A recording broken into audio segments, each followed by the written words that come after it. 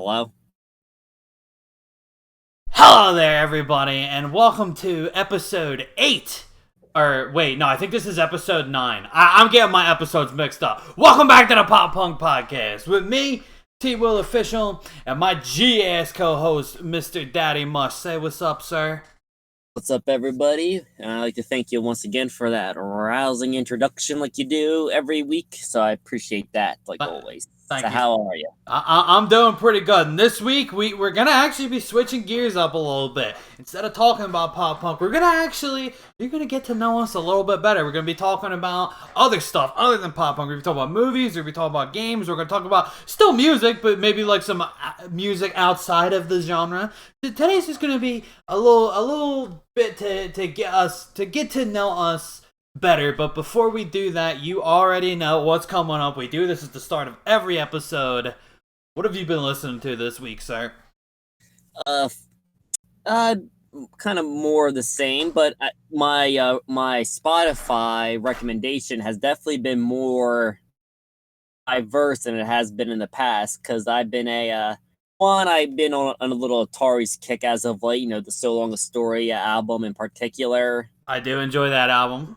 I've been listening to the one Seaway EP from 2014.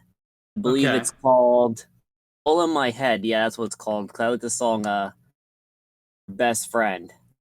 I'll have to listen to that. I don't think I've heard that EP. I It, it, know, I it's know, decent. I know Sabrina the Teenage Bitch. That's really honestly the only Seaway song I think I know.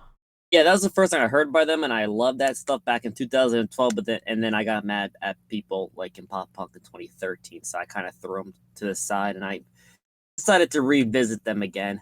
Yeah, But I, for those, if this is your first pop punk podcast episode, so what Ed's talking about is he doesn't like how, in like 2009, 2010, all like the metalcore kids would say like pop punk was whack, pop punk was like lame. And then in like 2013, it became cool, like within the scene, to like pop punk. So all those same kids started liking pop punk, and that made him bitter. Well, yeah, I mean, when you're 17, I mean, my entire personality was the pop punk kid. I was known as the one who was the pop punker, and these kids didn't even know the starting line. They didn't even know the story so far with a Newfound Glory song on 2000 back in '02. They didn't know Man Overboard was a Blink song, so a little mad at the culture. I mean, they weren't respecting the culture. They weren't respect. They were a bunch of fakes and foo-foo lames. For lack of a better term, yes, I can go on a whole rant about how 17-year-old Ed felt, and that's why all these like kind of like new wave, quote unquote, sad boy bands. I actually enjoyed them quite a bit when they first came out in like 2010, 2011, but then they became the cool bands to listen to, and then that stuff. I'm listening to Drive Through Records Volume 1 again. Yeah, I will say I definitely like State Champs. Their like 2010 EP, which I think is just titled 2010 EP, is actually really good. I Yeah, I really like the song "The Record." That's in my playlist, and it's I haven't been listening to it a lot lately, but for a while it was like in my like regular rotation. yeah, and the other band that I've been listening to a lot lately, and I've been bringing them up to you, just via text and crap. I've been listening to a lot of Mono Eyes as of late. Yes, and bring our viewers up to speed in case they don't know who Mono Eyes is. Yes, well, I mean, I'll be delving way more into depth with Mono Eyes for future things, but they're definitely a kind of a hidden gem to us in the West. Anybody who lives in, I don't know, I don't think really have a big market in Japan, but anybody in Japan, they're pretty big in Japan. They're a Japanese pop punk band that consists of Scott Murphy of Alistair as their bass player and one of their vocalists, and I think the other dude is from this pop punk band called L Garden, who was from Japan, and they used to tour with Alistair way back in the day, and that's how they became friends.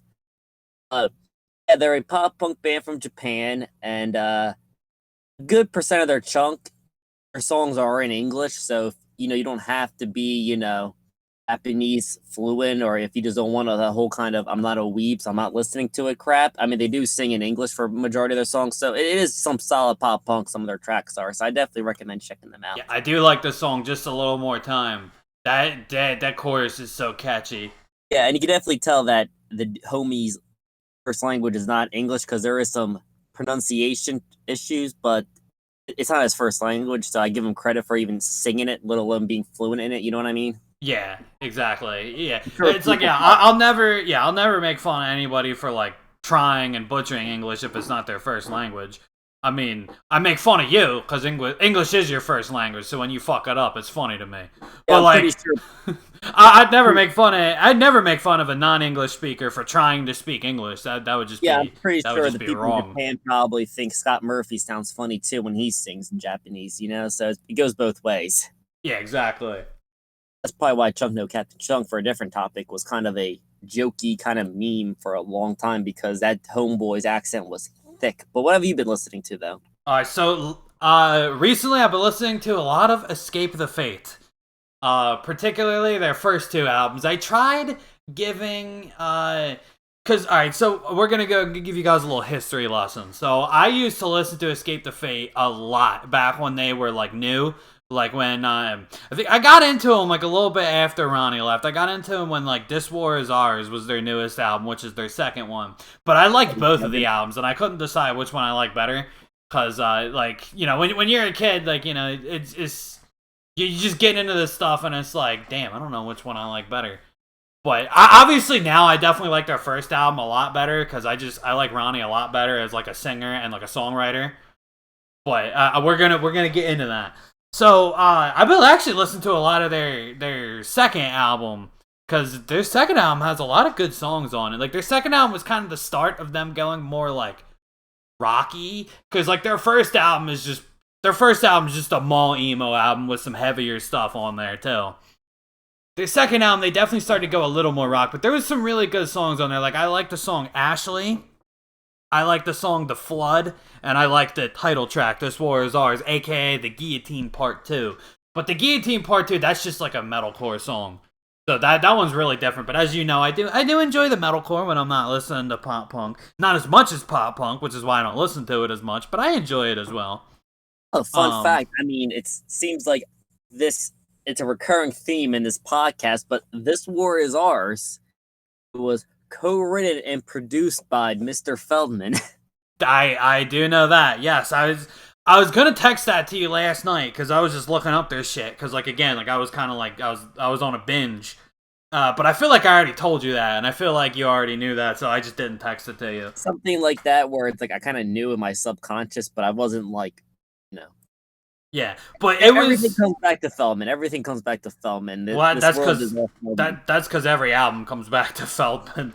But it was pre Blink Feldman, so like it didn't have that formula yet. Like it still sounds like it sounds like a rockier version of Escape the Fate, but it still sounds like Escape the Fate. And but I tried yesterday. I was trying to give their new stuff a chance because I kind of stopped listening after This War Is Ours. Just because like that was the newest album I got into them, and I didn't really follow them after that. I just listened to those two albums on repeat: Dying Easy, Latest Fashion, and This War Is Ours. I would just listen to them both on repeat. Like that's all I needed, and that's still kind of all you need if you like pop punk and emo. Those two albums are the only Escape the Fate albums you need, because everything after that, I tried listening to a song off their third album. It's called Issues, and it sounds like wrestler theme songs. Like I can hear it like kicking off a pay-per-view for WWE. I think it actually probably did, honestly. Probably is it the album Ungrateful? No, I think the album's just called Escape the Fate. Ungrateful, I know, was another John Feldman album. Well, that's why I brought it up, because I'm just looking at the No, I tried listening to a song off of Ungrateful, which had, I think, Patrick Stump in the writing credits, but that one was still, I wasn't a fan of that one either. So yeah, I'm not a fan of New Escape the Fate. Definitely, I would take New Falling in Reverse over New Escape the Fate any day of the week. But I mean, like their first two albums have some really good stuff on it. Like Ashley is just a pop punk song. Their song Something is pretty pop punky too. And then The Flood, I love The Flood because The Flood is just like pure post hardcore and it's amazing. Some of the songs that I don't they're kind of like, because the thing I don't mind about the second album versus the rest is just like rock. But the second album is kind of like that, like rock influenced post hardcore, which I don't mind. Like I definitely like their first album better because their first album is just beautiful mall emo. But I mean, I don't hate that like style of post hardcore. You know, like I take it over just pure rock. You know what I'm saying? Yeah, I feel I mean, I feel like Escape to Fate nowadays, ever since their third album and above, it just seems like they're kind of like Motley Crue wannabes. Which is kind of, yeah, because I think their second album, like, obviously the second album didn't have Ronnie. Ronnie was only on the first album. But I think the second album still had the same band, just with a new singer. But I think after Yeah. that album, people started to leave, and they just kind of became just pure rock. Which, I mean, hey, if you like rock, you might like it, but I'm not, that's not really my thing. That's not what I liked about Escape to Fate. What I like about Escape to Fate is they kind of like they kind of blurred the lines. Like they were too light for metalcore, but they were too heavy for pop punk. They were somewhere in between. They were just like mall emo and like post hardcore, pretty much. That's what I liked about them. Yeah, they were just, a scene band in 2006, 2007, and now they are Exactly. essentially hard rock. And like I said, Yeah. I just get the vibe that they just kind of want to be Motley Crue at this point. Yeah, they kind of took the path that a lot of metalcore bands took. Like how like with a lot of pop punk bands, how they kind of go like pop, and that's like their little gotta eat. Well, the metalcore version of gotta eat is they'll just put out like hard rock albums after like album 3 or something. Like they'll stop the screaming, they'll just put out like just hard rock, like kind of like radio rock, I guess butt rock as some people would call it. Okay. I mean, I don't want to be calling out anybody's nickname, but I mean, their one guitar player, his nickname is Thrasher, he goes by. So, I mean, enough said, for God's sake. Yeah. So that's a little bit, but I have been going on like an Escape Their Fate binge, as per standard. Every episode I'm gonna go through the first 5 songs of my on repeat playlist. So I got still Bad Girls Club by Falling in Reverse because I still think that song is amazing. That is just a pure pop punk song. Man of the Year by Juice WRLD. Concert for Aliens by Machine Gun Kelly. Apology Rejected by These Hearts. Have you heard that song yet? I remember you bringing it up, but I did not, for one reason or another. Mostly because I forgot. Yeah, I think you get a kick out of it. I mean, I was just looking up their band on the podcast last week, and I was getting I was getting just chuckles out of the whole kind of spiel they were doing. I know, I love it because I think I said this last week too, but they're like easycore, but instead of mixing pop punk and hardcore, they just do them side by side. Like there'll be like a pop punk chorus, and then like a metalcore verse, and then like a pop punk like pre-chorus. It's so weird, but it's so I get a kick out of it. Yeah, I know. Kind of the same kind of kick I got when I first heard about California Kicks. California fucking Kicks. And then rounding out my top 5 is Game Over by Falling in Reverse. Okay. Because I love both of those songs. As I said last week, Falling in Reverse, they're kind of hit or miss for me, but the hits I really enjoy. The songs, I guess not the hits as in like they're big hits, but just the hits as in the songs that hit for me. You know what I mean? Like they're big. Like I like them a lot. Yeah, they hit different. They hit different. You know what I mean? Yeah, that shit hit different. I agree. First of all, I love when like bands or just things in general, their introduction goes like they were spawned in the infamous blah blah blah scene. Like I love when they use the term infamous. Why is it? What does that say? What are you looking at? I'm reading Fight Fair like biography, and the first line is Fight Fair spawned in the infamous San Diego State University party scene. I love it because it's like, okay, I don't doubt that it's infamous over there, but like, we're in Jersey, so how the hell are we supposed to know that they were infamous? I just love how she has like infamous, the infamous party scene, and like it's just they're known for being troublemakers. Like I just thought it was just funny, just to kind of I know a ridiculous job. And it's funny too because I remember like Punk Rock MBA, who I think is like friends with them. He'll always say in his videos like they front like they're like these hardcore like frat party dudes, but like IRL they're like big Star Trek geeks. Well, you gotta eat, man, because I mean, I don't blame. I love the first EP. yeah, And and I love California Kicks in like a train crash type way where it's like it's terrible, but I can't look away. it's fun. I'll just say that. I don't want to be mean, but it's fun in the way that I enjoy listening to post grunge songs, where it's just like this is fun, funny. This is fun. I get a kick out of making fun of it. Yes, you can't do it too much because next thing you know, I'll be out here dressing as the Beach Boys, blasting California Kicks 24/7. Because that's what happens to me. I like things unironically, and the next thing you know, it just becomes my personality. I know, just like you used to make fun of what was it? Shadow the Hedgehog, Yeah, the video edgy, game. just edgy culture in general. Next thing you know, I am it. Next thing you're out here saying life is pain. Well, sometimes it do be hitting different like that. You know what I mean? Shout out to my man on the I hate everything about you comment section by 3 Days Grace, who said love ain't real, everyone's a fake. Oh, that's good stuff right there, man. That is a man who deserves a trophy. That's good. That's a man who got shouted out on our podcast. And then rounding out, like with I guess honorable mentions is "I Don't Even Like You" by Lil Lotus and "Therefore I Party" by Patent Pending. Well, it's a very good song. Patent Pending is vastly underrated. I agree. I agree 100%. Because it, Especially like like that EP, the Attack of the Awesome EP, just banging.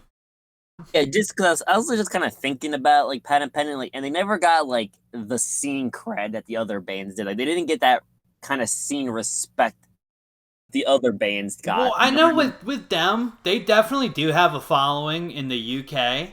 I don't live in the UK, so I don't know I don't know the whole scene, but I know like just like in particular, like I know like Corey, he streams on Twitch, and like a lot of the people in there will be like from the UK and shit.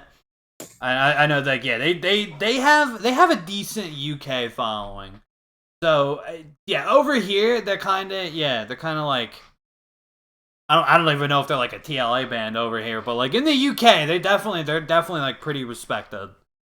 Yeah, I mean They over got the here, cred. I mean over here, they're just kind of more going for soup openers. Yeah, Zebrahead openers too. Who over here, Zebrahead's barely an opener themselves, but in Japan, they're like huge. Yeah, I know, and they always tour in Europe too, which is very upsetting because I remember seeing them posting a tour saying they're going on tour like Less Than Jake and Mess, but it was only in like Europe, and that was very upsetting. Yeah. Oh, dude, I would have loved this. I love all three of those. I know, so it'd been great to see them all in one show, but hey, Yeah, I remember Patent Pending did a show with Steel Panther, and I think Bowling for Soup was there too. And I would have loved to go see that, but it was in like Pittsburgh or somewhere kind of far that's a little away. too far. That's like 6 hours. Yeah, but that would have been fun to see because I like Steel Panther. I get a kick out of them. They're hair metal, but they're like goofy. Yeah, well, I Like mean, it's kind of hard to. they're like making fun of hair metal. It's kind of hard to be unironically being in a hair metal band and be successful nowadays. You know. Well, yeah, absolutely. But yeah, no, that would have been a fun show to go see because I do like Steel Panther and obviously I love Bowling for Soup and I love Patent Pending. But Yeah, that but just Pat Buchanan just never got the cred like State Champs or the Wonder Years or Man Overboard or even like bands like Handguns or Such well, Gold like I got. said, I think they did. They just unfortunately not over here. It's in the UK. Well, what I mean by like the scene, I mean like the cool kids didn't like them per se. It was more the people who like the more sillier pop punk and not the sad boy pop punk that was big over here. I guess you got a point there. I mean, I On guess the whole, it makes sense. I mean, like they are like friend bands with Bowling for Soup, and Bowling for Soup is like the poster boy for like the silly, like quirky pop punk. yes, and that doesn't really fly with the former metalhead kids. They yes, they find that stuff more childish per se, for lack of a better term. But yeah, Yeah, I guess you're right. Yeah, so that's my thing, and I think they're too silly, for lack of a better term. I mean, there was a song called "Douchebag" for God's sake. Which I actually really enjoy that song. It's a very good song. Don't get me wrong. But yeah, I mean, yeah, I guess you're right about that. Yeah, the people rocking like the Wonder Years shirts aren't going to be rocking a patent pending shirt the next day. Yeah, because I remember I know we're going off topic here, but I just want to kind of first time I ever heard patent pending was actually a very mutual friend of the band for all of this that I was a part of. He actually was our professional photographer, for lack of a better term. Okay. And but first time I ever heard Padding Pending, and like he loved them so much, like he like had all their shirts and everything, but like nobody else in the band or the scene like always told him to turn it off, and I'm like I kind of like this because first time I ever heard by them was Anti Everything. I thought it was cool. Yeah, that song's a banger. That's like Yeah, I know, but that's like one of my nobody favorites. It was nobody my favorite at one point, but now I think I'm more of a Therefore I Party guy. like Dear Stacy personally. Dear But Stacy is a banger as well. yeah, but my point is like none of those people that were making that transition to being a scene kid, metalcore kid to a pop punk kid, they didn't like it. So that's just from my personal experience. Yeah, and you know what? I think you're not wrong there. You're not wrong there, and it is unfortunate because like that EP in particular, like I like all their like all their stuff's good, but like that EP in particular was like amazing. That's their best work. I think I would agree with you there. I know, but this is not the patent pending episode. Unless you want it to be, I don't really care. I'm flexible, man. I'm like silk, man. I'm smooth, man. Yeah. Oh well, that does remind me. In the future, we're talking about doing like album review podcasts where we each go like I guess track by track down an album and like talk about it. So in the future, we could do that. Why the hell not? We already had the Blink podcast. Why can't we talk about more band podcast? Yeah, I mean, I'm into it. But yeah, so that was a good transition though, because yeah, today's episode is anything goes. It doesn't have to be like strictly music. I definitely want to talk about movies. I want to talk about games. I want to talk about music outside of pop punk and just like all that kind of stuff. Because as you know, I'm also a pretty big movie guy. In particular, I like funny movies. My favorite movie of all time is actually probably something you wouldn't expect to be somebody's favorite movie, but I pretty much only watch funny movies, so this is just a movie that made me laugh super freaking hard. My all-time favorite movie. I'm gonna probably give you my top 3, but my all-time favorite movie is Grandma's Boy, and then my number 2 would probably be Dude, Where's My Car, and then number 3, rounding it out, would probably be. This is where I start to taper off. It would either be That's My Boy or Dumb and Dumber. I can't decide. I can't decide between the two. Yeah, it's funny because outside of music, we both like similar things, but the things we like in those things are like the complete opposite. Yeah, I know, because I know you're a more classy film guy than. Well, I enjoy film. I don't enjoy movies. I enjoy film, for lack of a better term. Yeah, and I Really? tell me some of your favorite movies, sir. Though to be fair, my favorite movie of all time is definitely considered a dark comedy by many, but my favorite movie of all time is American Psycho. Which is another great movie. Yeah, it's phenomenal. That's like that to me is what I find hilarious, just like ironic, just stupid stuff. Like when he goes about like music and like it's how he's just so serious and about to kill somebody, but he's listening to "I'm Walking on Sunshine." And Or yeah. Fun fact: the original storyline EP, when we were still called Storyline, was going to be called "Don't Just Stare at It, Eat It" from American Psycho, and it's like in the context of the movie, it's fucking hilarious. He's like giving a little monologue about I think like Whitney Houston, oh, this and he just gets cut off. Yeah, he's talking about Phil Collins, and he just gets cut off mid monologue. He's like, "Don't just stare at it, eat it."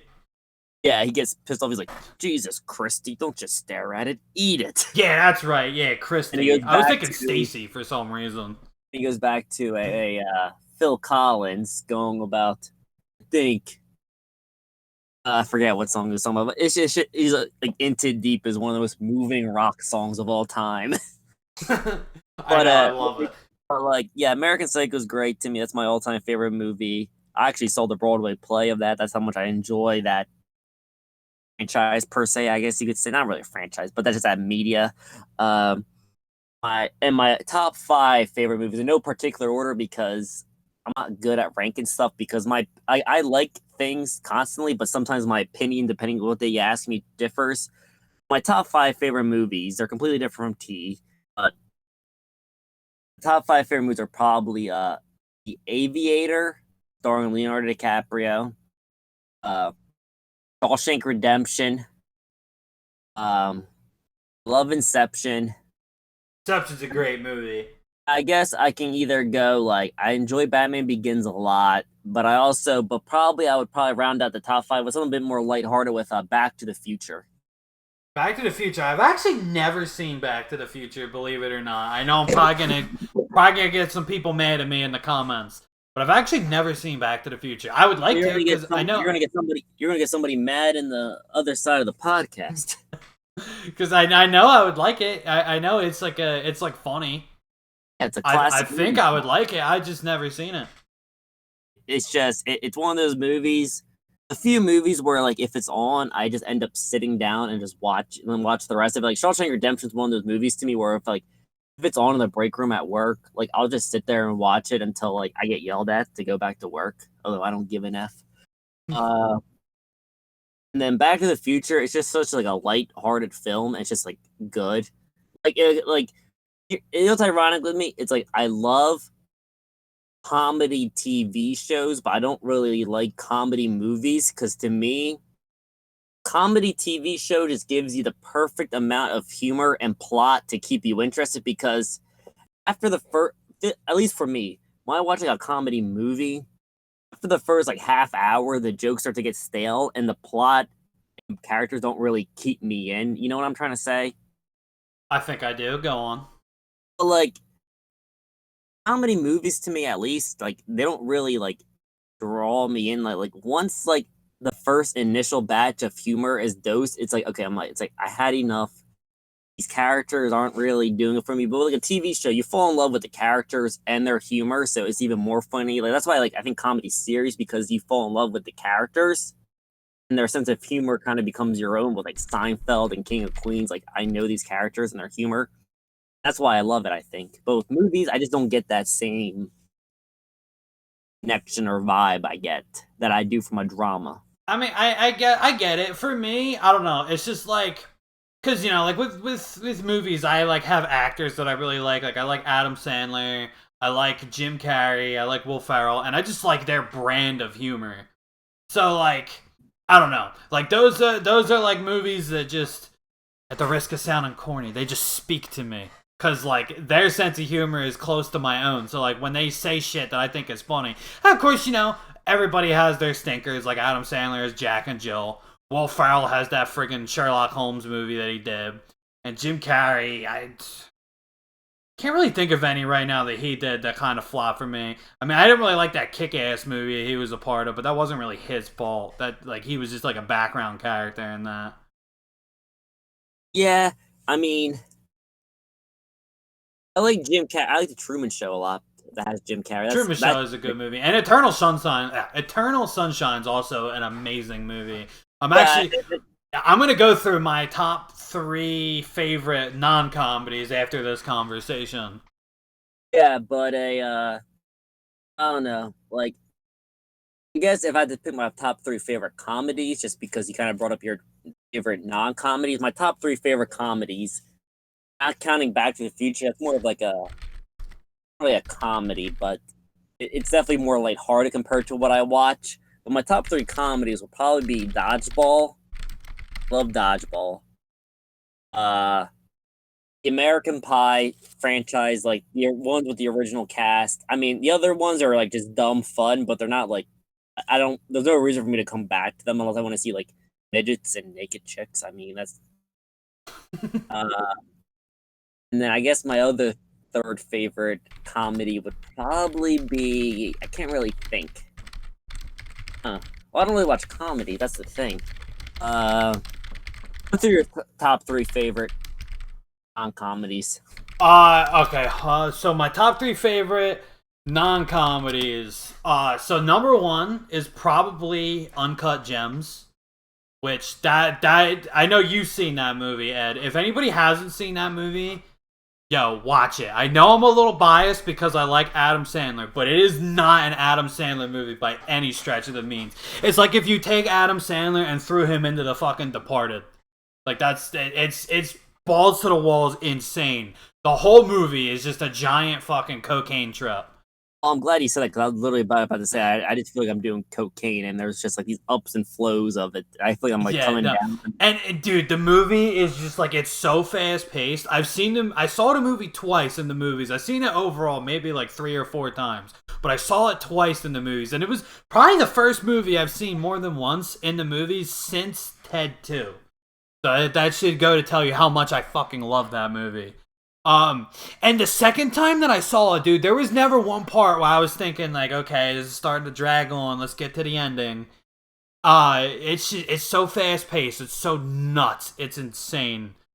It's loud. I could definitely. It is a loud movie. If you don't like people talking over each other, might not be for you because there's so many people talking over each other in that movie. It's crazy, but it's got such a great like Adam Sandler he plays such a slimy bastard in the movie, and it's such a good like you just see him digging himself deeper into this hole. It's amazing. It's got some funny parts. It's got kind of like he said earlier, like dark humor, like stuff that out of context is kind of funny. Like there's a part where he fights The Weeknd because the Weeknd was like messing around with his girl. I don't think that's like a huge spoiler. That happens kind of early in the movie. But yeah, it's not important to the whole plot anyway. It's just kind of more of a scene, so it's okay. Yeah. So it's got a lot of like I guess dark humor where like out of context it's funny, and just him being a slimy bastard trying to weasel his way out of situations can be pretty funny sometimes. But it's really not a funny movie. So I would say anybody going in, don't expect Grown Ups 3 because that's not what this is. You gotta expect something closer to like The Departed. Because that's really it's like closer in style to The Departed than like Grown Ups. It's really not an Adam Sandler movie. It's just it's like if you take him and throw him into this crazy like balls to the walls crime drama. That's exactly what it is. So that would be my number one. My number two favorite like non-comedy is definitely Scream. I love Scream.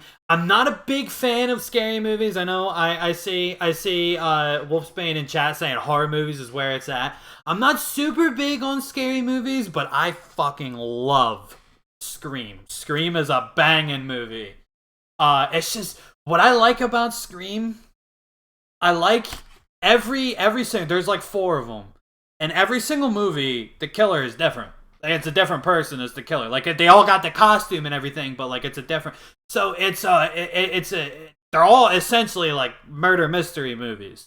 Like you're trying to figure out who's the killer, and it's so fun trying to figure out who the killer is. And then at the end when they like reveal who the killer is, it's just you're like, oh shit, that's the killer. And then now. With mystery movies, like obviously you go back and you watch them, and then like you don't figure it out anymore because you know who did it because they revealed who did it. But I don't know, with mystery movie, I still kind of like it because I like trying to figure out, especially something a little more serious like Scream. I like trying to figure out like clues that they give you to how like this person can be the killer. You know what I mean? Yeah, well, that's a good reveal when there's these subtle little hints that you pick up. It's just not this kind of out of left field kind of pull a thing out of your butt and this is the guy for the sake of 100%. Like I'm not gonna say who because that would be a major spoiler, and I would recommend this game to anybody that likes story games. But when they reveal who the I guess killer is in Life is Strange, I mean I guess they're not really killing, but like kind of the killer. When they reveal who it is in Life is Strange, it's fucking wild. It had my jaw drop. But then you go back and you play the game, and it kind of makes a lot of sense. Yeah, well, they're the best plot twist when it's legit. Because like even in some of the sequels to Scream, like some of the killers, that kind of had you going like, what? That didn't make sense. It's like they're doing it just to do it. You know what I Yeah. mean? But Like it's yeah, no, not in Scream 1, like the reveal is amazing. The movie is just like, it's just, there's really honestly like nothing like it. There's nothing like, I mean, there's obviously like, it's a slasher movie, so there's tons of slasher movies, but there's no slasher movie that just has that same like charm. And again, Scream kind of does have some dark humor, kind of like Uncut Gems, but it's definitely like, I wouldn't call it a comedy. It's by all means, it's definitely a horror movie. And I'm also a little, I also do like David Arquette, so David Arquette being in the movie definitely helps. But no, it's just, yeah, Scream is something else, and I would recommend that to anybody that likes serious movies, slashers, mysteries, anything. And then my number 3, to round out my top 3, would probably be The Departed. Like, I know I was talking about The Departed a little bit earlier when I was bringing up Uncut Gems, where I said it's almost like if you take Adam Sandler and throw him in The Departed. Well, The Departed would probably be my number 3 to round it out, because there was just, I love, there's like, dude, my favorite type of movie is like comedies, but I think my second favorite type of movie is like a Scorsese style crime drama. And that's exactly what The Departed is. And it's just so good. And it's so like it has you like on edge. And it's just like the ending, I'm not going to say what, cuz I don't want to spoil it to anybody watching, but the ending is just insane. Like I don't think I've seen anything like that since in a movie, except maybe Uncut Gems kind of had a similar ending. But it was nuts. Yeah, that was a great movie. Yeah, it's just so, like, you know, on the surface it is just kind of like a generic Scorsese style crime drama, but it's just so good at it that it hits different. Yeah, well, Scorsese and DiCaprio, they usually make great movies together. Actually, they do make great movies together. Not usually, they do. Yeah, no, yeah, that's Scorsese. Yeah, he has his one genre that he sticks to, and like I get it, because you know what, he's fucking good at it. So like, you know, you got a Scorsese crime drama on your hands, you know it's gonna be fucking good. That's why, dude, like what made me want to watch The Irishman when I watched The Irishman was knowing that it was Scorsese, because I was like, yo, I know this is gonna be a great fucking movie. Like, I don't really follow directors, but like I do know, like, yeah, like Scorsese is just like, he's so good at what he does that you know you're gonna be getting into something that probably deals with the mob, and there's probably gonna be some shit going down, but it's just gonna be so good. It's gonna be so effective. Yes, well, actually, Scorsese does branch out a bit, because one of my top 5 favorite movies I had on my list was The Aviator, which was a Scorsese DiCaprio collab, and that's just a Howard Hughes biopic. Yeah, like with everybody, there's gonna be. I think I remember he did a few movies that weren't mob movies, but Shutter Island. yeah, Shutter Island. That's the one with Ewan McGregor in it, right? Or am I thinking of something else? Mark Ruffalo. Okay, what's the one I'm thinking of that had? I remember it had Ewan McGregor in it.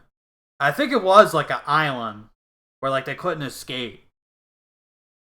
I'd never seen the movie, but I remember like trailers for it.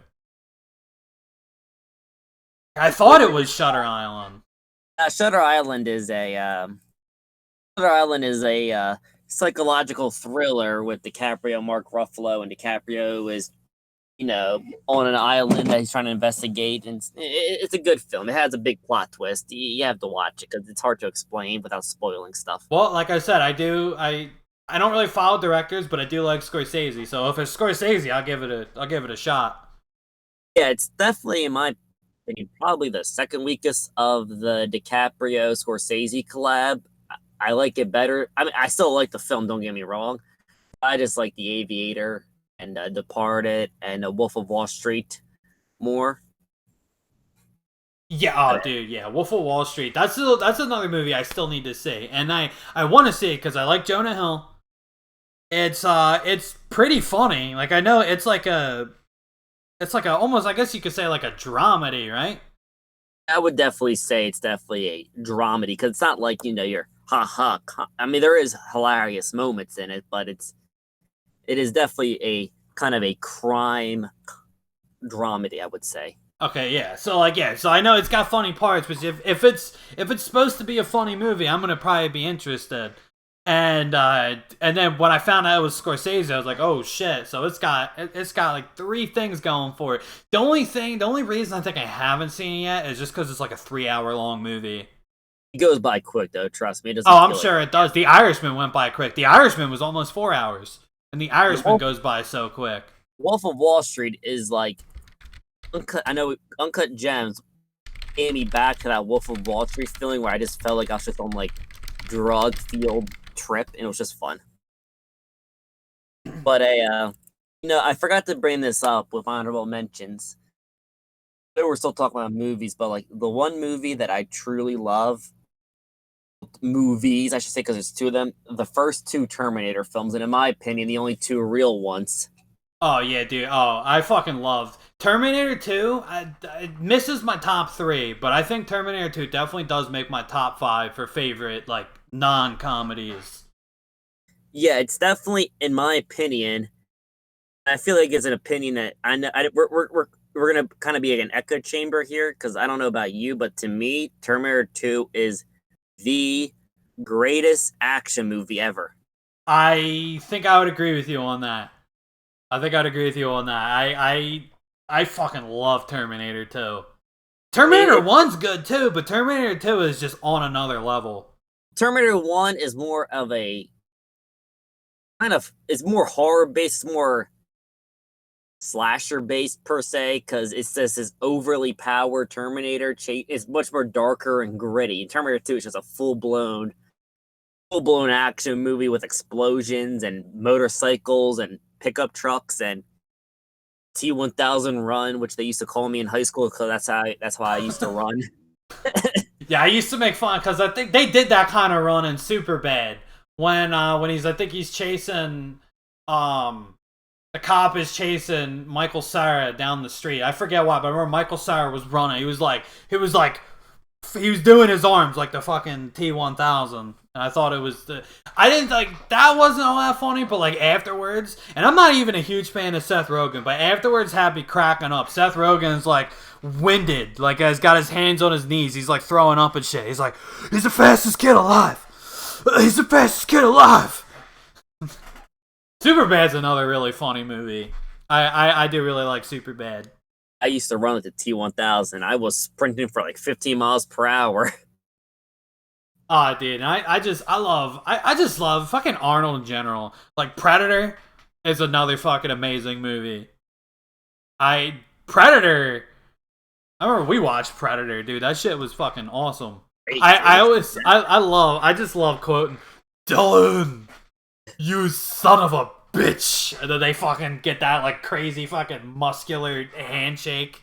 Oh, it's the most macho thing in the world. I mean, they're rocking, skin tight shirts, got muscles bulging out.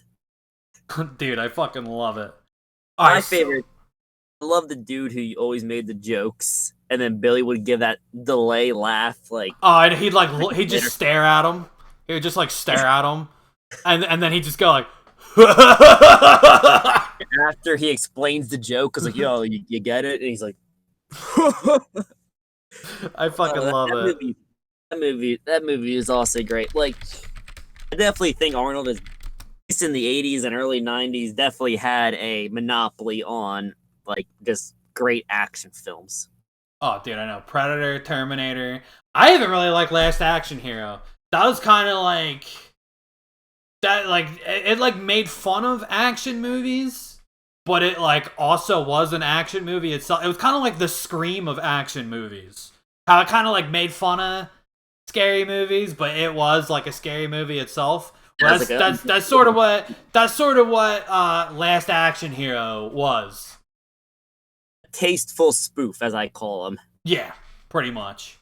Not in the mid 2000s to late 2000s where you had all those terrible parody films. Oh yeah, like Date Movie, superhero movie. Actually, superhero movie was pretty funny. I like superhero movie. That had Drake Bell, and the bad guy was Shooter McGavin. It was the guy that played Shooter McGavin was in a superhero movie. That's like still one of the only other movies I've ever seen him in. You call him Shooter McGavin, I call him Goose McKenzie from Grease 2, you uncultured swine. He was also in Dirty Work, which is a Norm Macdonald movie. He was the bad guy in that. Everything I've ever seen him in, he's always been the bad guy. I mean, to be fair, I never saw Grease 2. I just know that from a College Humor skit. Oh, yeah, chat's talking about Scary Movie, dude. I love Scary Movie. The first three, I love. 1, 2, and 3. When it had the Wayans brothers in it, it was fucking great. And I even liked the third one, too. The third one was a little different, but the third one was still good. After that, they kind of tapered off a little bit, but the first three, especially one. One's definitely my favorite. Because one made fun of Scream. And, like, I love Scream. And it's a funny version of Scream. Yeah, I always got very mad. I always made fun of this one kid. Because in 6th grade, that was like my favorite movie. Scary movie. Mm-hmm. Like, this kid was too scared to watch it because Ghostface was the villain. I'm like, you don't get it, though. It's a comedy making fun of those movies, and he was still too much of a little coward. I mean, I'm not gonna lie, though. When I was, like, real little, I was deathly afraid of the killer from Scream. My first, actually, believe it or not, my first ever memory was a nightmare I had when I was like 3 years old of Ghostface chasing me through the house.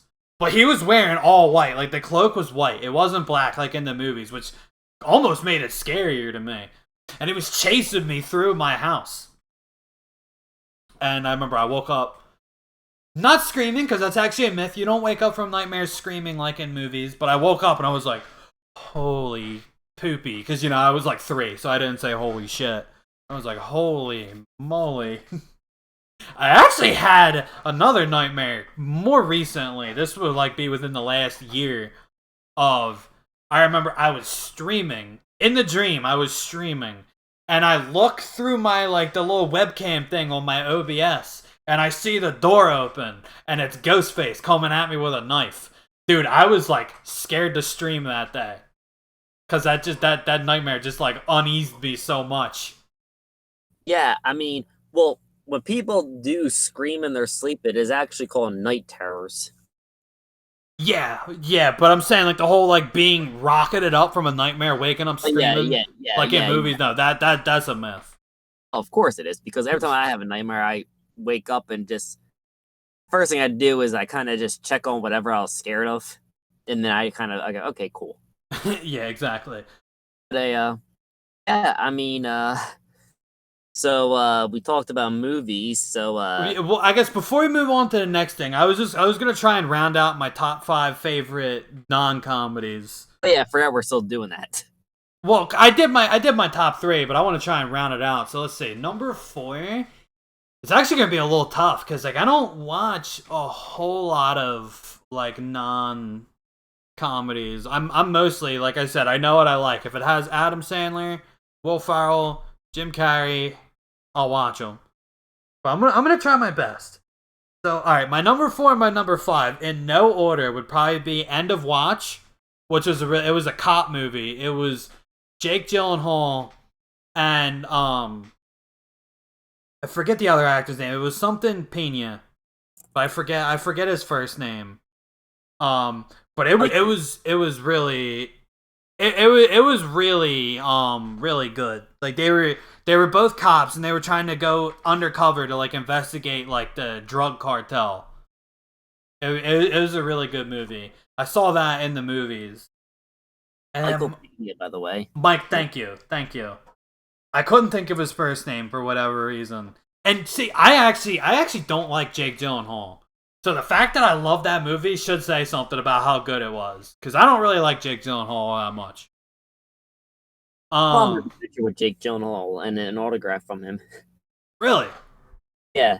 I cool. like a few Jake Gyllenhaal movies. I like Donnie Darko, which is definitely the, I guess, most hipsterish of the movies, but I actually enjoyed, unlike the people who say it just to be quirky, because, that they do be saying that a lot. They like Donnie Darko, but they don't actually get Donnie Darko. Yeah, I've never seen. I would definitely see Donnie Darko. I also enjoyed the movie Nightcrawler. He was in like 7 years ago. Okay. So me and Russ were into our art house film craze, where we just saw literally every like weird film possible under the sun. It was like we did like 3 times a week. It was a good year.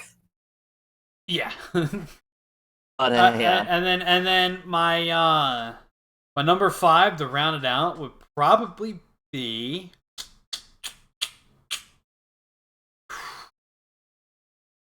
Well, probably would be Terminator 2. that's fantastic.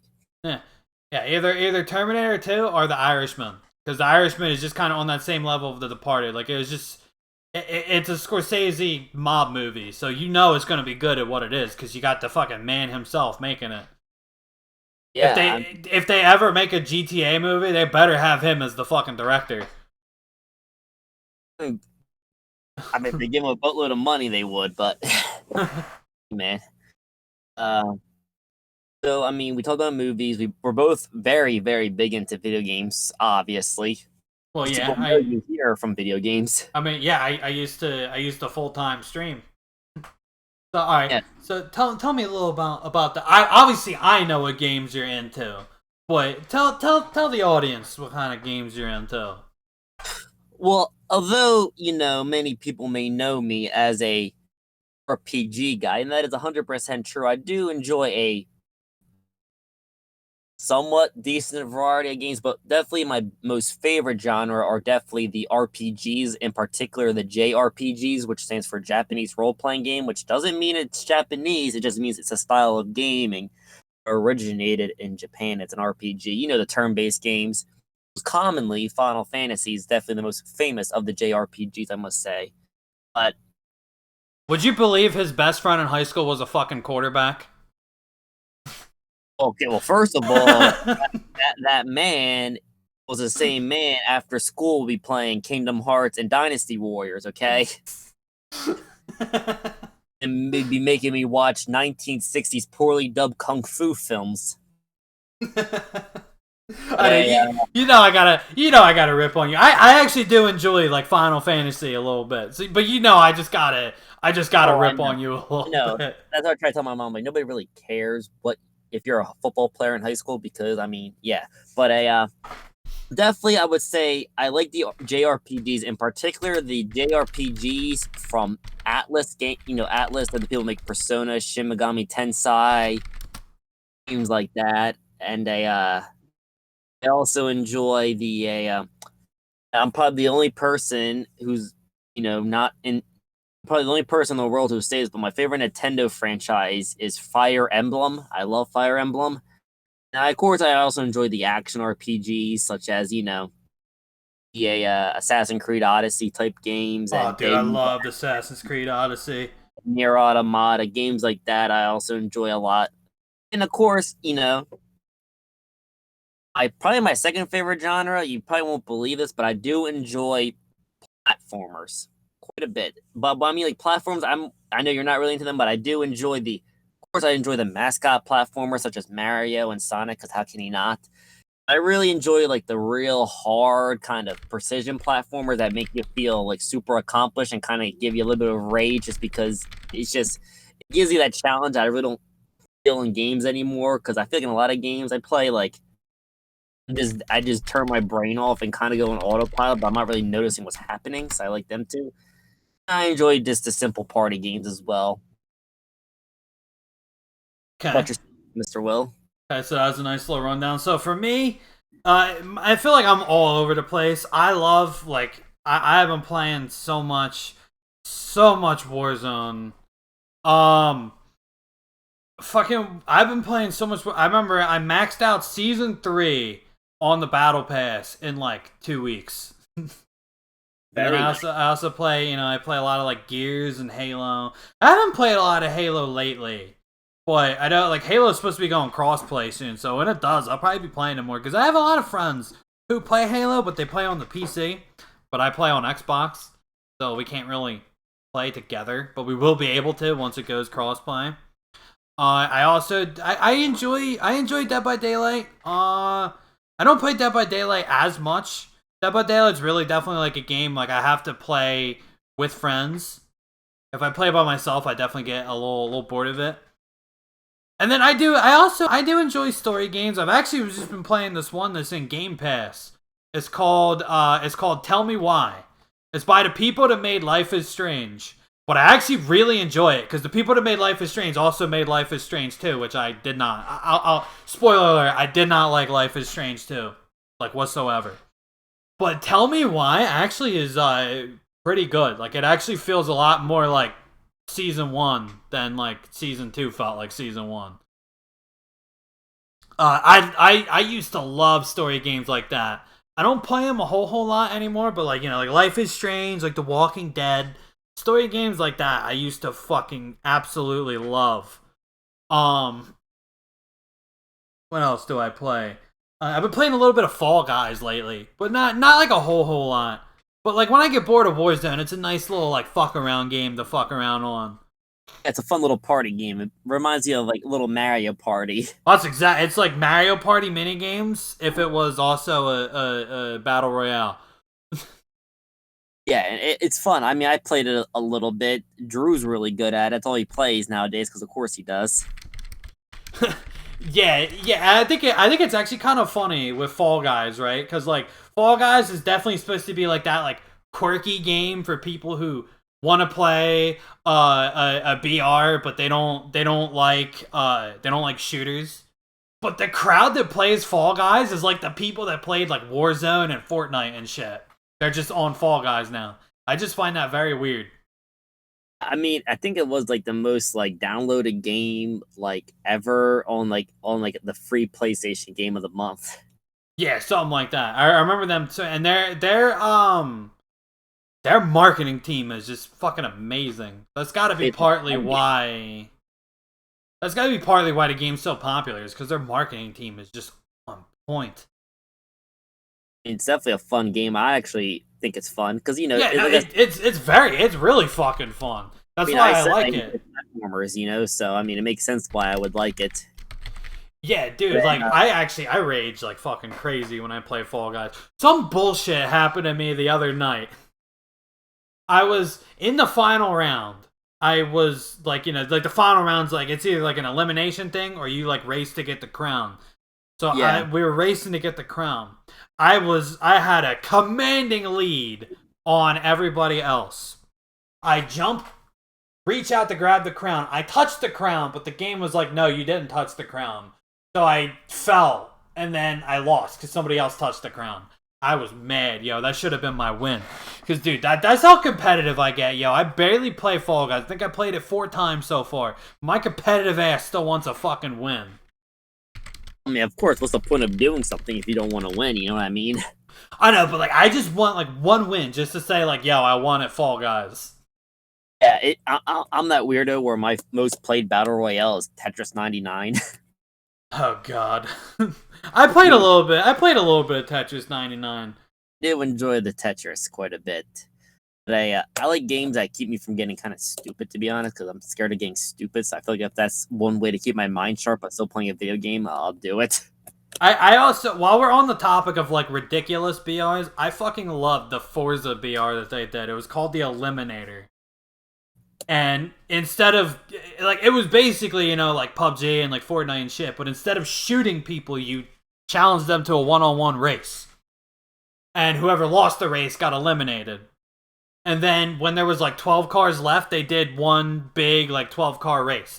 And then whoever won that race won the Eliminator. I had some other bullshit happen to me the other day when I was playing the Eliminator. So we were down to the final race. Okay?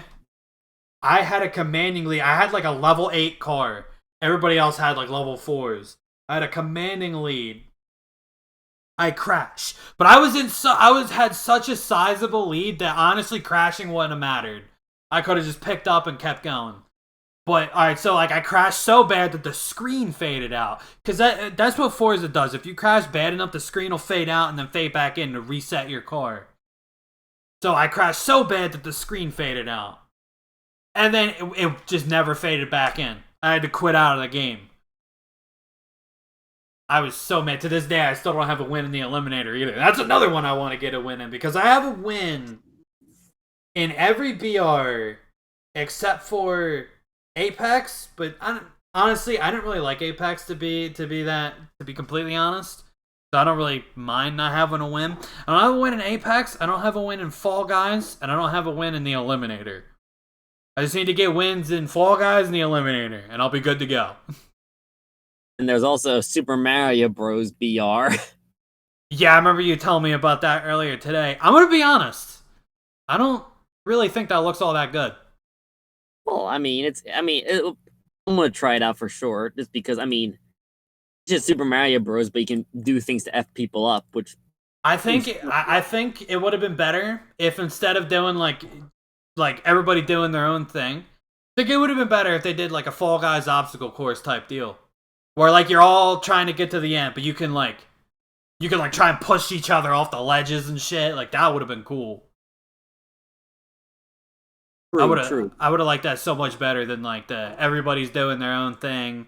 You can maybe try and screw other people over, but it's just everybody doing their own thing, just trying to get to the end. I like Tetris. Yeah, it's pretty much it's like Tetris. I don't know how I feel about it. I'll probably still download it because it's free, but I don't know how much I'm gonna play it, to be completely honest. I mean, there's just so many games; it's hard to really kind of commit. Oh, dude, I know. I'm gonna be playing that probably later tonight. That Tell Me Why game, because episode 2 comes out today. As of when we're recording this on September 3rd. By the time it's uploaded to YouTube, it'll have already been out. Episode 3 will be on its way out by the time this is uploaded to YouTube. But as of right now, live on Twitch, September 3rd, 2020. Episode 2 is dropping tonight, and I am excited. I'm going to be playing it. And that's another thing I'm going to be playing is Tony Hawk, because that drops tonight as well. Oh, very nice. Yeah, and I had that shit pre-ordered for like months now. Let me know how that is, young man. I've been playing... Yeah, I mean, I played the demo when the demo came out. I mean, it was fun. It was pretty much what I expected, dude. I had like lots of fun for like 15 minutes, and then I just kind of shut it off. That's what's good about Tony Hawk. It's just these little... Yeah, I mean, that's pretty much that's Tony Hawk in a nutshell. It's fun for like 20 minutes, and then you just kind of shut it off. When I was like 13 playing Tony Hawk's Pro Skater 3, I could play that game for hours for whatever reason. Oh yeah, dude, me too. But like, whenever me and you would try and like go back to it and play, like it'd be fun, but then the fun will wear off, and it's like, okay. Well, that's part of nostalgia too, you know. Yeah. What games have you been playing anyway recently? I mean, I pretty much just told you Warzone, a little bit of Gears. Like I said, I haven't really been playing Halo lately, but I have been playing Gears because I was trying to max out my. Like, they do, like, as kind of a battle pass thing, but you don't buy it, and instead of XP, it goes by, like, your daily challenges, like how many stars you get.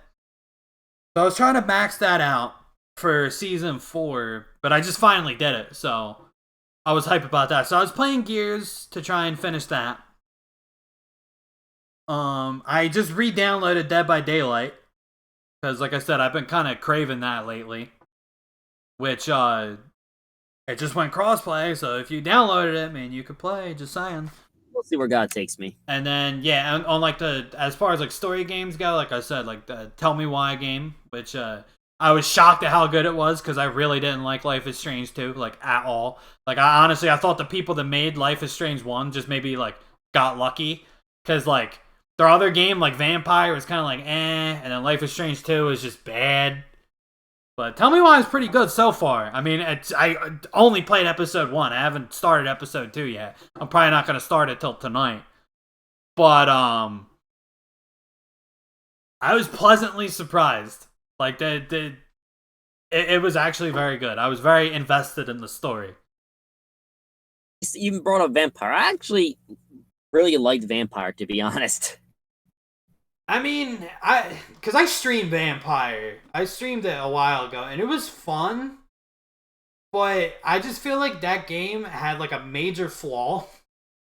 Because, like, the only way to level up was by, like, feeding on people. But there's only, like, a finite amount of people in the game that you can feed on. So like I plunged all my towns into chaos, and I couldn't feed on anybody else. But I was like way under leveled for like the final boss fight, so I never See, finished the final boss we fight. say that's a flaw, but to me, I like that because it made every choice you made super, super important, and you just couldn't like grind. So you had to choose between if you want to become this all-powerful being and destroy the world, or if you still want to kind of retain your humanity, but you're a little bit weaker. And I play a lot of RPGs and action RPGs anyway, so I kind of beat the game no problem. Yeah, no, I still haven't beat it, and honestly, I don't know if I'm gonna beat it because So long. at this point, yeah, it's been so long that my skills are rusty, so it would already be difficult, and then add on top of that I'm like under leveled, and I'm good. I don't know how you're under level because I didn't really kill anybody, so I mean, I won. But also, I know this doesn't relate into the podcast, but since we're talking about it earlier, remember how you're talking? Remember how they made release Super Mario All Stars on the Switch? Uh-huh. You have Switch Online? I do not have Switch Online at the moment. No. Never mind them because that's just a game that you can play if you have the online subscriptions. You don't have to actually buy it. Oh, very nice. Yeah, because I just downloaded it right now because I just got a notification for it, which is cool. But yeah, but I like Vampire, but it's because I enjoy narrative heavy RPGs. And right now I'm currently playing Shin Megami Tensei 4 on the 3DS, produced by Atlas. It's a very hard game. This isn't Persona where it's half social sim, half turn-based combat. This is just straight up combat. And they just beat Paper Mario the Origami King, which surpassed my expectations tenfold, I must say, tenfold. Okay. Yeah, tell us a little bit. I know you were telling me about your expectations, but tell the stream. It was my expectations for that game were super, super low because if you're into the whole Paper Mario scene, they got rid of the whole kind of RPG, real, RPG mechanics, and it's kind of a weird, like, everything's paper gimmick, which kind of stinks. But, like, and I remember I told the guy in GameStop when I picked up the game, I said, this game's gonna suck. I don't know why I'm even buying it. But, like, I generally enjoyed the game. It was just fun. It was just that, I don't want to say charm, but like when you play a Mario game, it's just like lighthearted fun, and it's just like, this is nice. I like this because when you're used to playing like these RPG games where it's apocalyptic crap going on, or you're playing Bloodborne or you're playing Dark Souls, it's nice to kind of take a step back and relax and play a Paper Mario game. And there are some tear-jerking moments, I must say, as you know, because I showed it to you. Yes. I remember you showed me and you were fucking laughing. Okay, well, it's just ridiculous how they do it, okay? But, I mean, yes, I mean, that's really what I've been playing. I mean, sometimes it's kind of hard to really sit down and play a game when you work 40 hours a week because, you're just, like, tired and you kind of just want to lay there sometimes or just kind of doodle on the guitar for a bit, I feel that. That's kind of... Not so much with the work 40 hours a week because I've been... I mean, not really jobless. Like, I still have my job, but I haven't been working it since, like, March. But, yeah, with me, it's just, like, for me, it's just, like, I could either play this story game by myself or I can play, like, Warzone with my friends. So, like, I play Warzone, and then, like, when they all get off for the night, like, maybe that's why I'll sit down and play, like, a story game or something. And, yeah, so... Pretty much, yeah, lately my story game, I guess you could say, has been Tell Me Why, but, like... It's the people that made Life is Strange, so it's like Life is Strange, where it's like there's episodes and each episode is like 2 hours long, so you play it, you beat it, and then you wait until the next episode comes out. Yeah, I mean that's cool. That's cool. I can respect that. And so that's pretty much just why I just been waiting for episode 2 was dropped. I mean, I keep saying it drops tonight. I think it's already out. It already dropped. I'm just not playing it till tonight. Because, we had the podcast, and then I'm going to probably be playing Warzone with my friends and shit. Very nice. But I'll be playing it tonight. Because dude, episode 1 ended on a fucking cliffhanger that had me like, what? Well, that's what they keep bringing you back. Yeah, I know. Now I need to see what happens next. Yeah, so, I mean, there's that, and Yeah, so I mean, it's good stuff, man. It's good stuff. Good to see you back into the story world. So, all right. So before we dip on out of here, I wanted to talk a little bit about non-pop punk music, cause Okay. that's just in the interest of anything goes type episode, right? Where we're not limited to pop punk. What would you say is your favorite non-pop punk song or your favorite non-pop punk band? Very easy answer for me. Enter Shikari. Okay. Enter Okay. Shikari is phenomenal. I mean, I do enjoy more them as two well. recent albums are a bit more alternative and kind of killerish, which is whatever. I mean, good for them if that's what makes them happy. If they're still selling, then good for them. But like first four albums they had, especially um, album two, which is a frick, what's it called again? God damn it. I forget the name of it, but it's the one that has Solidarity on it, right? Yeah, yeah. It is a Common Dread. That's what it is. I knew it was Common Dreads. Yeah, Yeah. Common Very, Dread. very good album.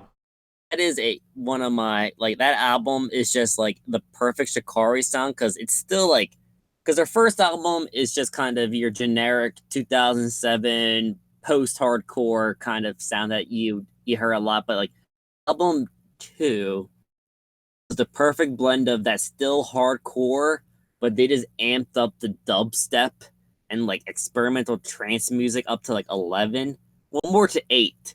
Like it's just the true opening track Solidarity is like one of the craziest. It has one of the most banging intros I've ever heard in like music, and it's just fantastic. I also enjoy the song Zonked. That's a great song. I know, it's like Z Z Z Z Z onked. Like Yeah, zonked. and one of my other favorite albums by them is A Flash Flood of Color, which is just like is literally just like an electronic dubstep album with just like screaming. It's just insane. They got, Gandhi made Gandhi's on there. That song's insane. Meltdown's insane.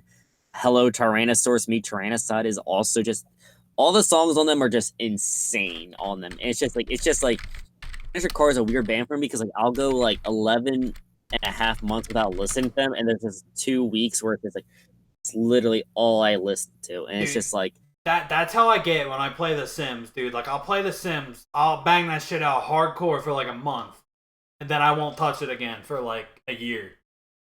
when I get into my Shikari phase, it's you better get used to it because it's the only thing I'm going to be listening to for like 2 weeks to a month straight, and it's just like just insanity. And the Enter Shikari concert I went to was probably the craziest concert I've ever been because it's just like you want to like punch people, but then you're just dancing, and it's just like.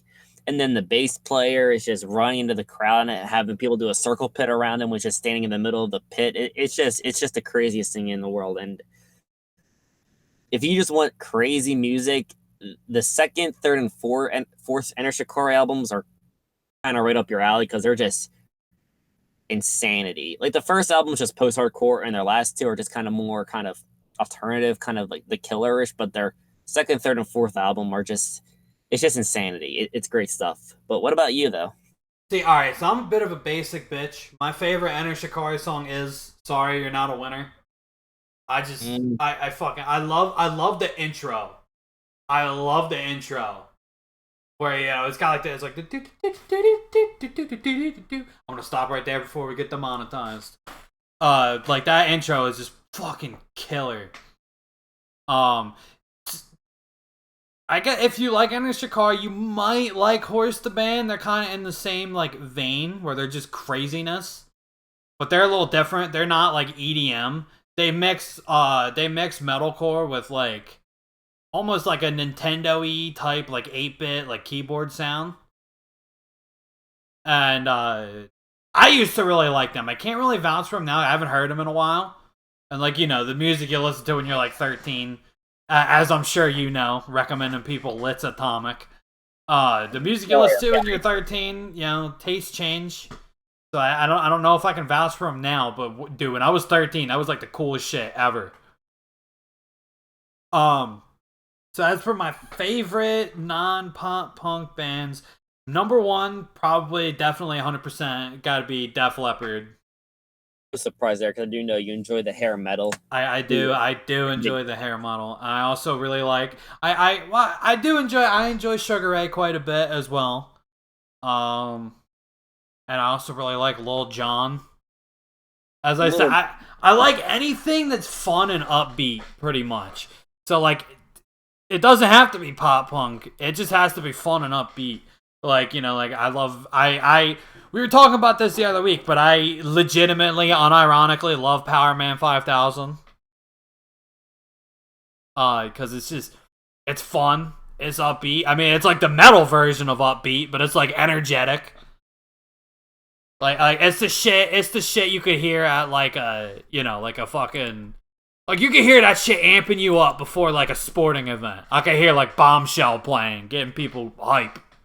yeah, I feel, yeah. I sometimes I do enjoy a solid sports opening song from time to time. Yeah, Yeah, yeah. but I also enjoy crunk.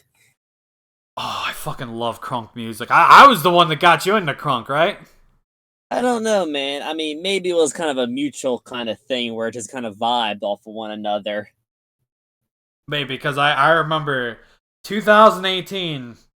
It's so funny. My because like those Spotify year end playlists that they give you, like every year is different. And like my 2018 is so like it's all Lil Jon. It's there's like so much Lil Jon in my 2018 playlist. Yeah, and yeah, dude. I know. I also enjoy like I don't really want to say enjoy, but I do enjoy like cheesy 80s songs just from like the sake of kind of just enjoying, like Huey Lewis and the Yeah. News is just fun from time to time. Yeah, I think we can And both agree. We can both agree. The 80s has some solid music. yeah, like there's the songs that are just like fun. Like what I mean, like it's fun, but like it's also like unironic fun. Like there's like some Yeah. new metal I find ironic fun, but like 80s songs to me, like just Phil Collins and some Phil Collins. I'm not saying I'm a Phil Collins fan, but there are some Phil Collins songs that I'm like, this is fun. Or like Kenny Loggins, playing with the boys. It's just I like that song. It's just fun. Or Huey Lewis and News just has some fun songs, you know. Yeah, no, yeah, dude. I love 80s music. Um like I said, I'm not a fan of like modern rock, but I fucks with some 80s rock. Cause like hair metal to me is just rock music. They just call it metal for I don't even know why. But like Well, like maybe like I guess compared to like Dave Matthews and Tom Petty, I guess it was. I guess. Which I do also enjoy Tom Petty. But yeah, like like Def Leppard, Motley Crue, Poison. Um, that's just like all I fucks with like all of that. What else? Like what else? Billy Idol. Like I know he's not hair metal, but just like just in 80s music, I fucking love Billy Idol. I've gone on record saying "Dancing with Myself" is a pop punk song, and I used to, although I have changed my opinion, I used to say it was the first true one, but you have opened my eyes to Surrender, probably being older, and also in the same vein by Surrender by Cheap Trick. Hmm. But that doesn't change the fact that I do consider Dancing with Myself to be a pop punk song. But even his Yeah. other stuff, like I like all his shit, like his first album, all bangers, and it's funny because like the hit is White Wedding, which is like it's like your minor key, like I kind of like a, for lack of a better term, evil sound to it. But the rest of it is just like cheery, upbeat, like new wavy, like rock. Like the title track, or not the title track, the opening track. I meant to say because the title of the album is just Billy Idol. There's no song on the album called Billy Idol. But the opening track, Come On, is just it's just light, upbeat fun. Yeah. And so I very much love Billy Idol. Might even be my second favorite after Def Leppard for non pop punk. Because I love Billy Idol, dude. And he did have a pop punk album in the mid 2000s that was actually pretty good. Yeah, I So remember you showed me some of the songs. They are pretty fun. so I don't know. Maybe I'm cheating a little bit for putting him on the list because he definitely has ties to pop punk. but I don't really consider him overall to be a pop punk artist, so he's going in the list. Yeah, I feel you. I feel you, Slim Duncan. Who else do I like? I'll tell you one genre of music though that I don't like. Grunge. Like post grunge, I can get a kick out of it. I don't legitimately like post grunge, but I can still get a kick out of like Stained, Creed, stuff like that. Like just grunge is just terrible. Yeah, I'm not really into it. Yeah, like Nirvana, Pearl Jam, Alice in Chains, stuff like that. I'm glad you said Alice in Chains, because for whatever reason, I thought you were about to continue that with Alice Stir. I was like, wait a minute. Well, no, I enjoy Alistair. I enjoy Alistair quite a bit. They're pretty great. I mean, speaking of Pearl Jam, that is a name of a stand in part 4 of JoJo. Matter of fact. Oh, here he goes. Tonio Susardi's stand is Pearl Jam. Here he goes.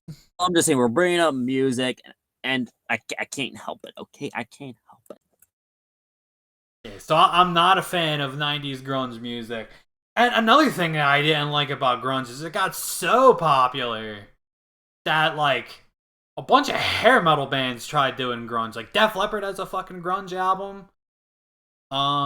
I mean, Motley Crue didn't really have a grunge album, but they did an album in the 90s that was, like, definitely a lot more, like, serious and a lot less fun. It didn't have Vince Neil on it. It had a different guy on it as the singer. It was, like, a lot more, like, serious. And, yeah, it was... So it poisoned the hair metal community a little bit. Yeah, well, I guess they were a little too late, though. Yeah, like I know Def Leppard's grunge album came out in like '96. Yeah, by then, it was already end. Yeah, because grunge was like '91 to like '94, maybe '95. I don't know. I don't really keep tabs on genres that I don't really like, but I'm pretty sure that was the general time frame of grunge. So Yeah, well, their case, definitely a little too late.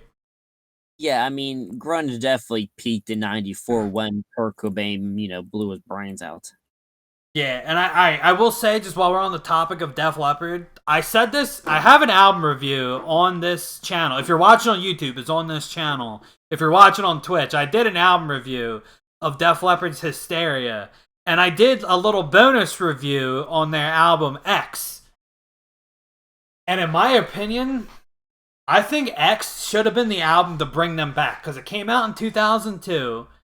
I don't think it was too late. I think it definitely wasn't early, which I think in some capacity you want to be a little early, be like ahead of the curve.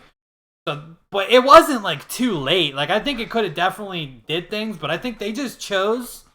They chose, I think, the wrong single choices. Because the songs that they chose, like I showed you songs off of the X album, and I remember you even saying they were like kind of good. And something like that, yeah, I guess. And what do you mean? Yeah, I guess. I remember you saying the one song sounded good. Sounded very power poppy. Catchy stuff. It was power pop. Yes. But the singles that they chose were like just a very safe, like kind of rocky, like type stuff. And safe. This is what I mean. Safe. Safe don't get you anywhere. Unfortunately, you'll stay exactly where you are if you do something safe.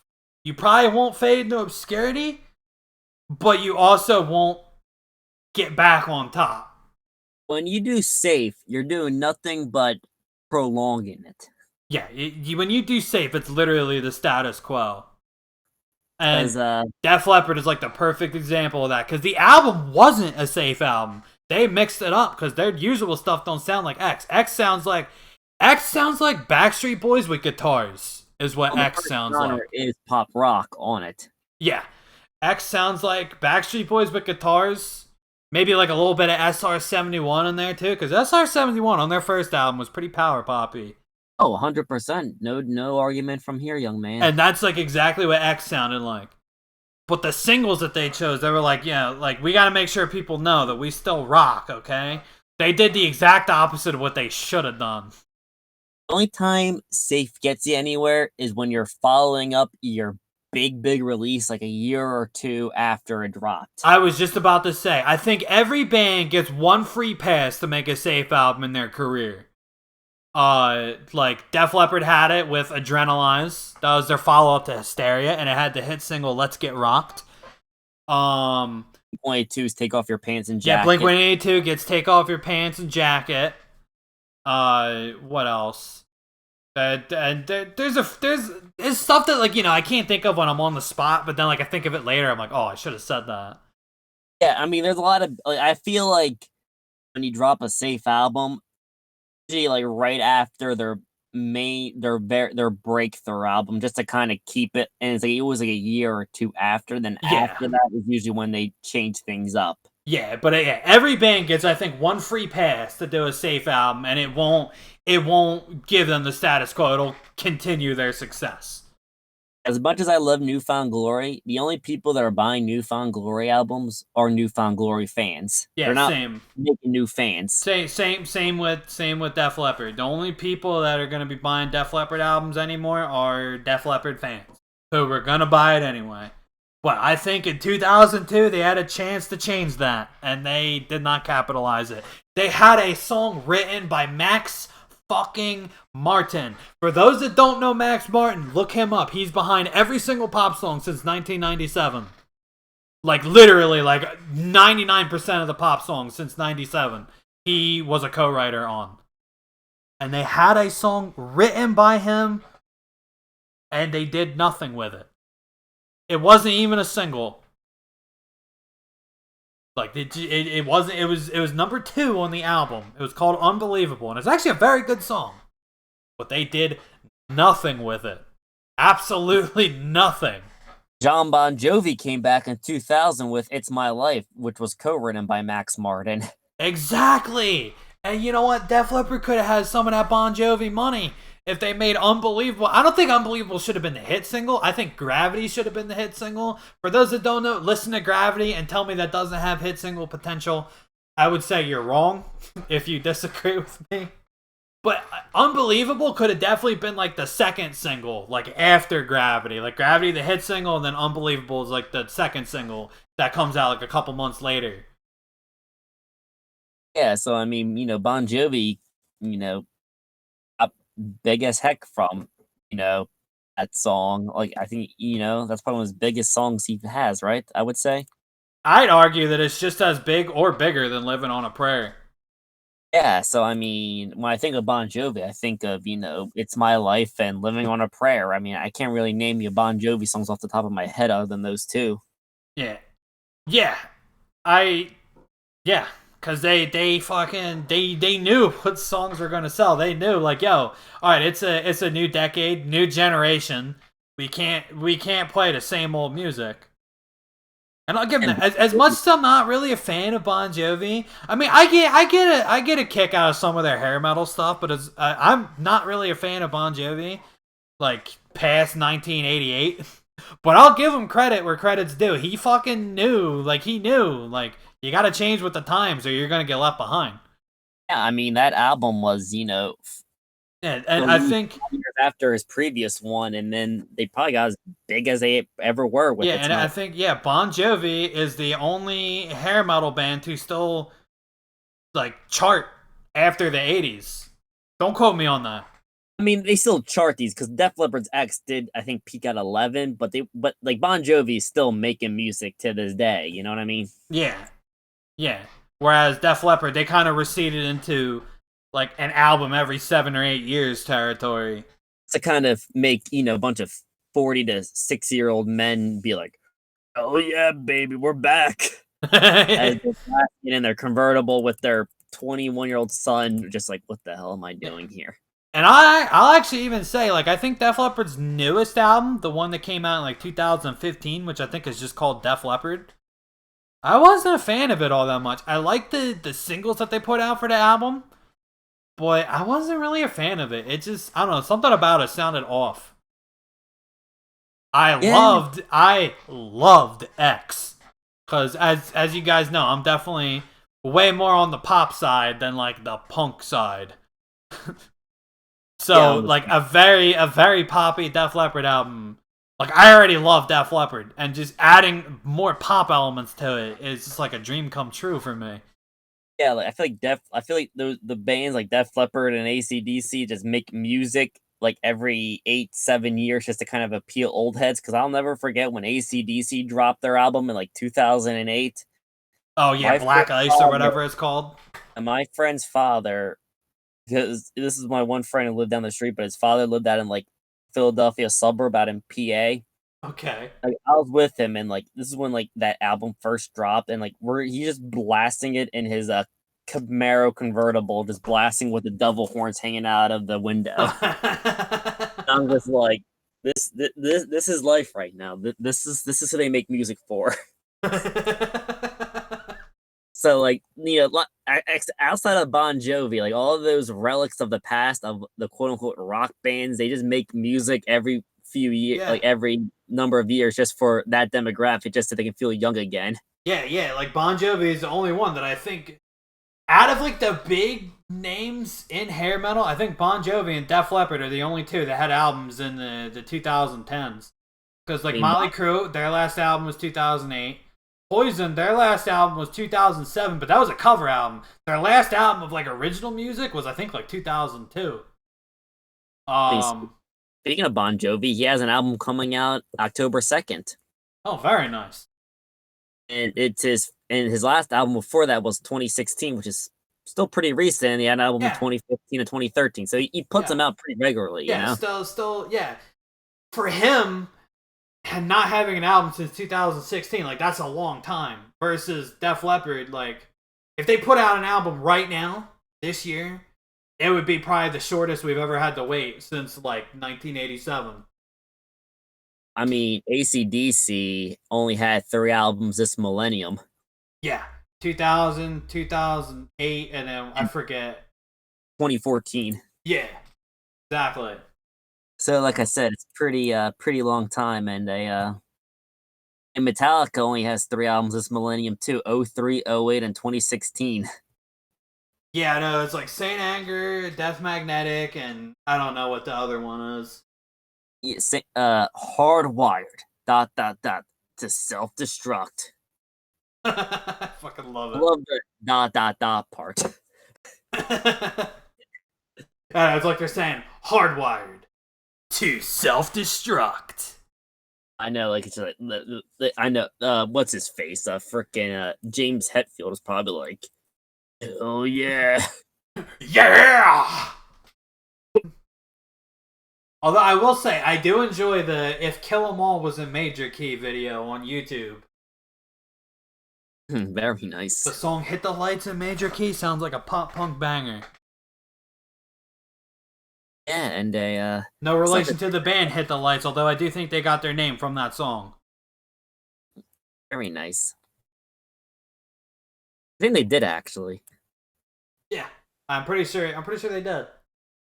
Yeah, and first of all, I know completely different related topic, but I didn't know Dave Matthews Band was like relatively new. Yeah, they're like the 90s.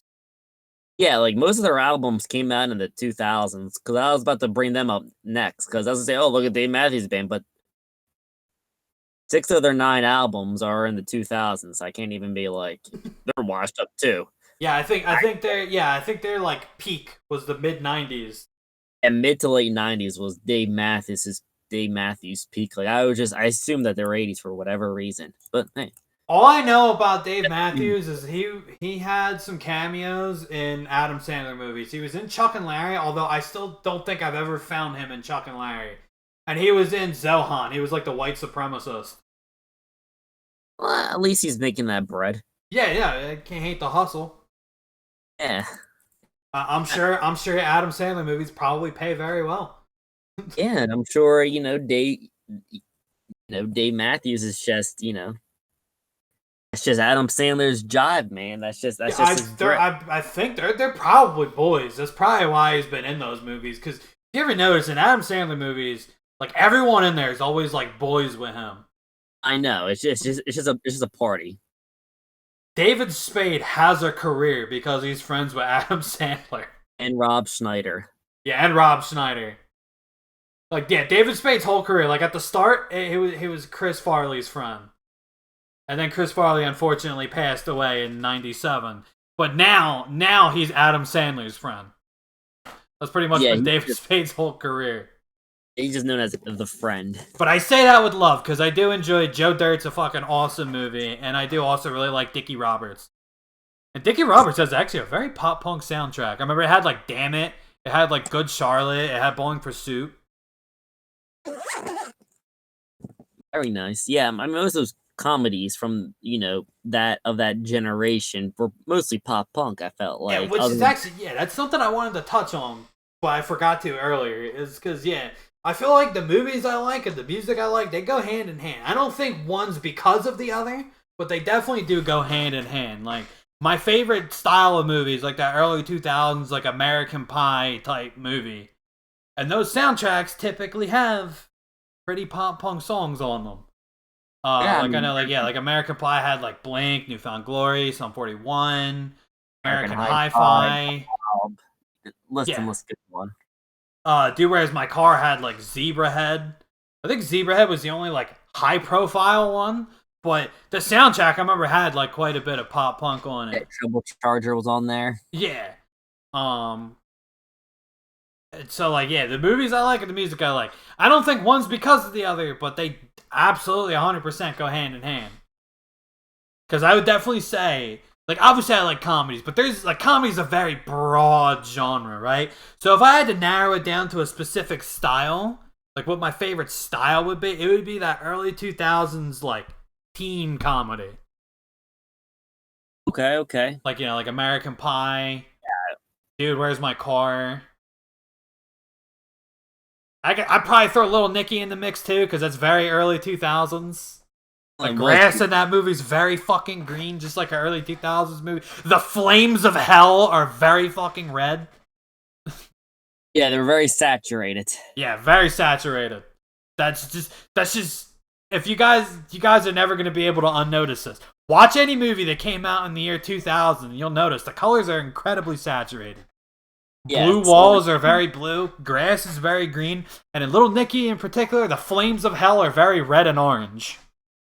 Yeah, or if you look at the Bitch song by Bowling for Soup, the grass is very green in that video. Oh, I know, I love it. Good stuff, man. It's good stuff. Very good stuff. And yeah, I think that actually does it for today. That was a good talk, a long talk. Yeah, it was way longer than I expected. Yeah, I think this is the second longest episode we've ever done. The only one that was longer was the one we did with Mario, because that was like 2 hours. Yeah. But this one, this is an hour 37. By the time I'm done saying everything, it'll probably be an hour 38. Mm-hmm. Yeah, so I'm pretty good at, I have nothing else more to say. Yeah, I think we talked about all the topics I wanted to talk about. I want to talk about movies, games, non-pop punk music, which we talked about all three.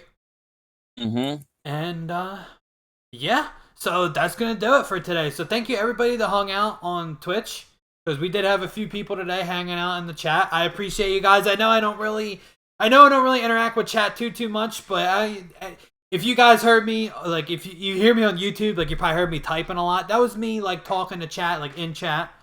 So I still appreciate the fuck out of you guys hanging out in chat, being awesome. And thank you to everybody that watches this on YouTube, everybody that comments. You guys are awesome. You guys are the reason we do this. And yeah, we will catch you guys next week, next Thursday at 3:30 on Twitch, and then next Tuesday at noon on YouTube. Peace. See ya.